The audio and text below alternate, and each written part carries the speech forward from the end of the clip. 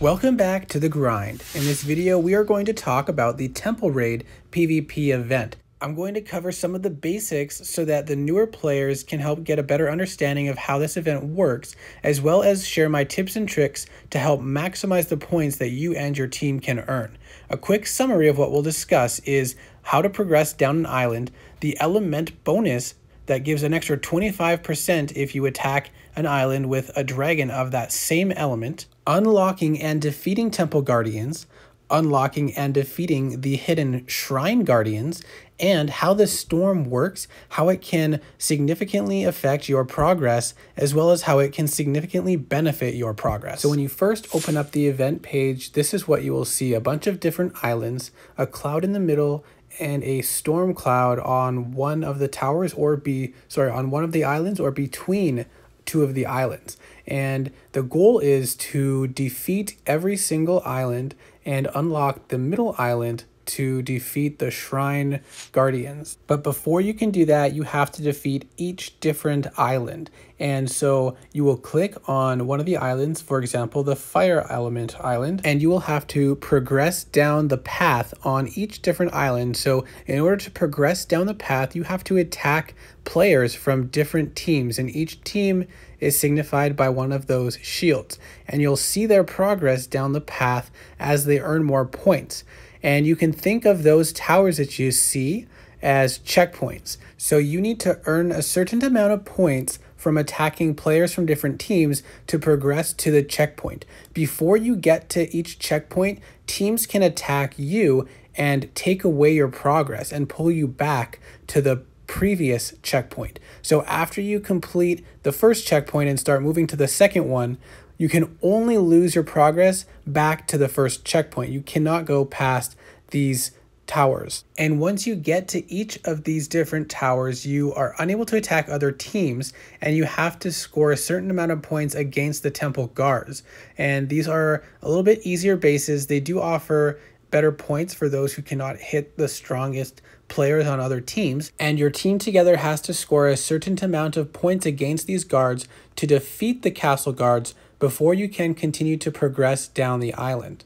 And at least for the league that I'm in, it takes 15,000 points to progress to each next temple guard. And so in order to progress all the way to the last temple guard, it takes 60,000 points, at which point you and your team would have to score enough points to defeat the final temple guard and unlock the temple guardians, which is essentially free points for your personal and your team score, as long as you're able to be online during the 3-hour window that the temple guardians are available.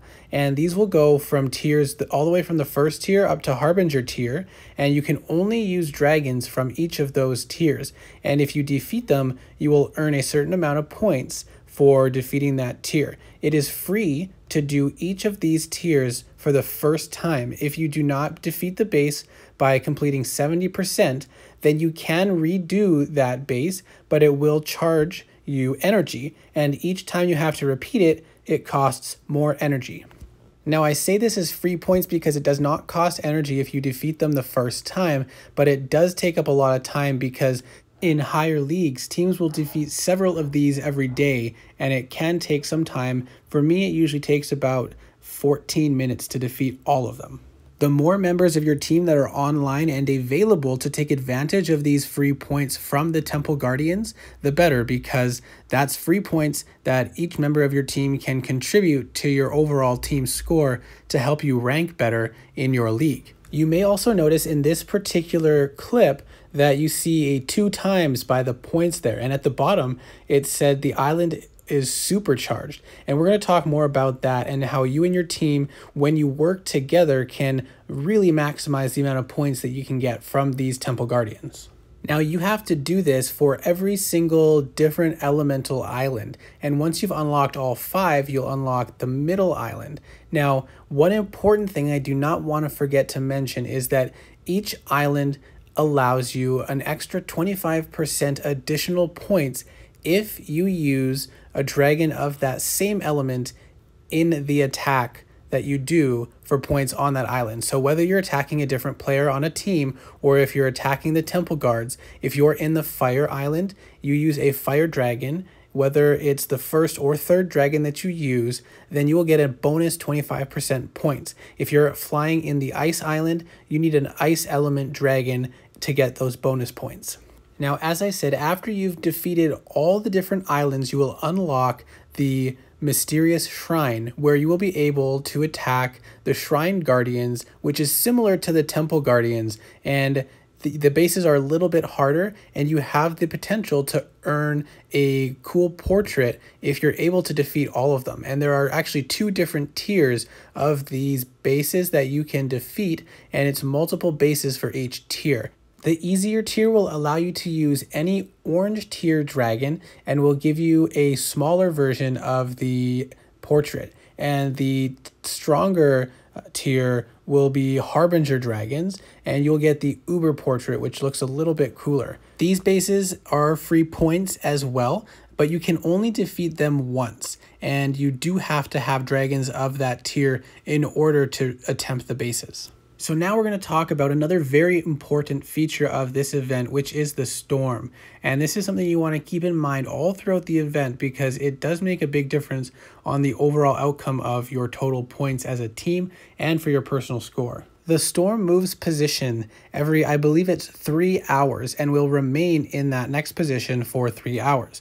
So right now you can see that it's over top of the ice island. It will be there for 3 hours, and then it will move to the middle between the ice and the dark island. And then after 3 hours to the dark island for another 3 hours.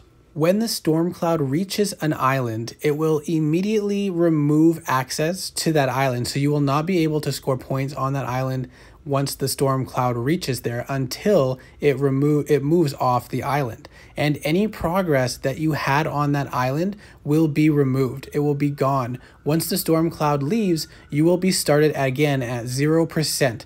The only time that it remains available is if you have already reached the temple guardians. So if you are almost at the 4th temple guards, or you're already at the temple guards and just need to defeat them, and you see that that storm tower is minutes away from reaching that island that you're working on, you need to complete it very quickly so that you do not lose all that progress and waste the chance at fighting those temple guardians for the free points. So the storm can be very frustrating if you don't plan ahead, and it's very important to pick the island wisely so that you have enough time to defeat it before the storm reaches the island you're working on. It's also important to have your whole team focus their energy on the same island so that you can defeat it quicker, rather than have energy wasted on different islands and potentially that progress lost. Another important thing to remember about the storm is that once it leaves an island, everyone is returned to 0%, and that island becomes supercharged. You can see that these islands have supercharged underneath them. Every time this storm leaves the island, it will become supercharged, and that means that the first team to reach the end of the island and unlock the temple guardians will get double points from those temple guardians, and that can really add up to a lot of points throughout the event if your team consistently wins to be the first team to defeat that island. I know this video is already a little bit long, but I do want it to be as helpful as possible to as many players as possible. So now I am going to summarize all the tips and tricks as clear and concisely as I can. So for island progression, sometimes it's better for the stronger players on the team to attack players on different teams to earn enough points to reach each temple guard. At that point, the weaker players on the team can then score points against the temple guards because they're easier bases for better points, whereas the strong players are already getting points that are about that good, and the weaker players have to get half that if they're going to attack another team.